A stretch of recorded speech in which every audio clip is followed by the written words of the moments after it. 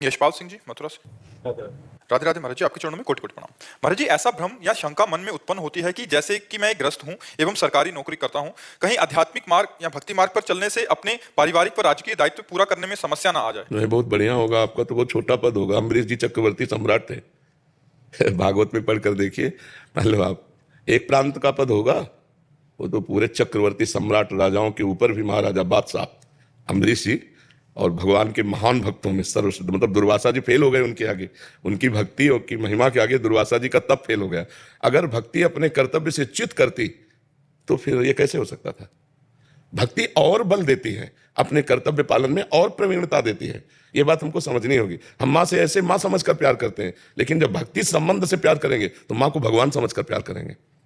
पिता को ऐसे पिता मानकर प्यार करते हैं, और जब भक्ति भावना आएगी तो पिता को भगवान समझकर प्यार करेंगे। अभी राजकीय विभाग को राजकीय विभाग मान के कर रहे हैं, फिर आप भगवान की पूजा मान के करेंगे कि मेरी यही कर्तव्य पूजा है जो भगवान ने मुझे विभाग दिया है। नाम जप कर रहे हैं और धर्म पूर्वक अपने कर्तव्य का पालन कर रहे हैं और परिवार का भगवान के भाव से पोषण कर रहे हैं। बहुत बढ़िया। भक्ति तो बहुत बढ़िया जीना सिखाती है।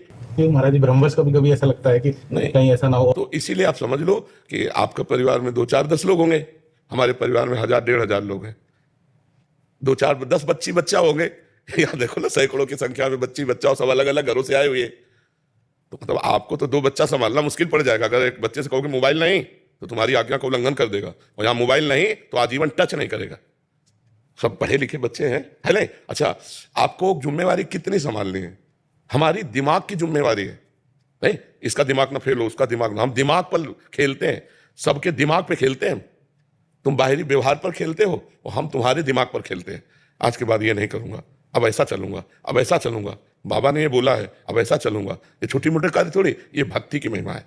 भक्ति करने वाला वास्तविक कर्तव्य का पालन कर पाएगा। जैसे आपको कोई 100 रुपया दे, हमारा एक काम कर दो, तो आप भक्त हो, तो आपकी तुरंत आएगा नहीं, भगवान के द्वारा जो राजकीय विधान से हमें मिलता है उसी से भरण पोषण होगा। अगर तुम्हारा कार्य करने योग्य है तो मैं ऐसे ही कर दूंगा, और करने योग्य नहीं तो तुम करोड़ों रुपया दो तो भी नहीं करूंगा। ये तुम्हारी जिद हो जाएगी। ऑफिसर आपसे कुछ गलत कराना चाहता है तो आप अभी इस्तीफा ले लीजिए, मैं गलत नहीं करूंगा क्योंकि मैं भगवान का भक्त हूं। मतलब एक आपका अलग स्वरूप आ जाएगा। अभी एक नौकरी छूट गई तो जीऊंगा कैसे, तो फिर आपके अंदर आएगा कि मैं भगवान का जन हूं, गलत नहीं करूंगा, अच्छा भीख मांग के खाना पड़े, गलत नहीं करूंगा। ये भक्ति आपको पुष्ट कर देगी, निर्भय कर देगी। निर्लोभिता, कर्तव्य पालनता, भक्ति बहुत बड़ा सद्गुण है। कर्तव्य का पालन, अगर मैं भगवान ने कर्तव्य दिया तो हम आपको भगवान मानकर, मेरे भगवान इतने रूपों में आए और उनसे प्रेम से बात करते हैं, जो भगवान बुलवाते हैं उत्तर दे देते हैं। अपने अपने कर्तव्य का सम्यक रूप से पालन भक्ति सिखाती है। भक्ति कर्तव्य छुड़वाती नहीं है, भक्ति पुष्ट करती है। और भक्ति के पुत्र हैं ज्ञान और वैराग्य, ये भक्ति के ही पुत्र हैं। तो जितने ज्ञान से आपका काम चलना है, जितने वैराग्य से आपकी भक्ति पुष्ट होनी, उतने ही भगवान देंगे। गृहस्थी में एक से एक महान भागवत, एक से एक महान भागवत, मतलब एक से एक महान भागवत गृहस्थ में हुए। हमें लगता है विरक्तों से ज्यादा गृहस्थ में महाभागवत हुए। भक्तमाल अगर पढ़ी जाए तो विरक्तों से ज्यादा गृहस्थ महान उत्तम स्थिति को प्राप्त हुए। पर बहुत जोर की भगवान की भक्ति उनके हृदय में। चीदर चिदरानी जी नाम के एक भगत भक्तमाल जी में आते हैं, तो पीपा जी और सीता सहचरी जी उनके यहाँ दर्शन करने गए, उनकी भक्ति की महिमा सुनकर।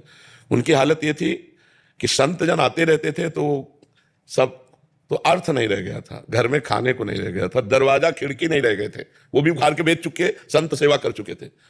अब जब पीपा जी सीता सहचरी आई, तब चीदर जी अपनी पत्नी से चिदरानी जी से कहा, आज संत भूखा जाएगा, क्योंकि कोई उधार देगा नहीं और घर में कुछ है नहीं जो बेच दे। तो आज हमारा नियम टूट जाएगा कि संत कभी भूखा दरवाजे से नहीं जाना चाहिए। और इतने बड़े संत पीपा जी सीता से चले, तो उनकी पत्नी ने जानो क्या कहा, भूखे नहीं जाएंगे, हमारा एक वस्त्र है शरीर में, कुछ देखने लायक है, मतलब थोड़ा ठीक है। क्योंकि चीदर जी की तो भ्रुपटी धोती लपटी हुई थी तन में, उन्होंने अपना वस्त्र उतार दिया और कहा बाजार में बेच दो, चना गुड़ तो मिल जाएगा, कुछ तो मिल जाएगा, भूखे तो नहीं जाएंगे। भगवान की कृपा से वो बिक गया, तो उसी का दाल चावल लाए बनाया और रज के पात्र में जब उनके सामने, तो सीता सहचरी जिनका भक्ता, इनको भी बुला लो यहीं, तो उनका नहीं, तो उनका नहीं, मैं बुला के लाती हूँ। अंदर गई तो देखा रसोई में निर्वस्त्र बैठे, आंखों से आंसू चल रहा है, मुख से भगवान का नाम चल रहा है। सीता सहचरी समझ गई घर की हालत देख के, और तो उनका सखी तुम निर्वस्त्र क्यों बैठी हो?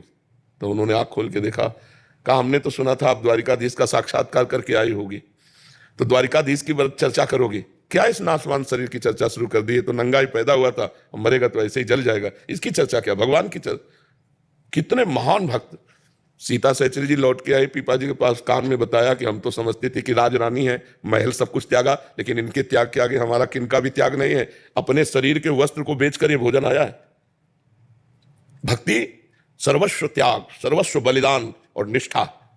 तो आप अपने पद का अगर निष्ठापूर्वक पालन करें तो बहुत बड़ी पूजा भगवान की होगी। जो भी आपको कर्तव्य कर्म में मिला हो, और नाम जप करते हुए अपने परिवार का पोषण करें, ये भगवान की भक्ति सिखाती है। भगवान की भक्ति ऐसा नहीं कि अपने कर्तव्य का त्याग सिखाती हो, कर्तव्य के लिए त्याग सिखाती है। अपने कर्तव्य के पालन के लिए प्राण भी दे दें हम, ये भक्ति सिखाती है जी।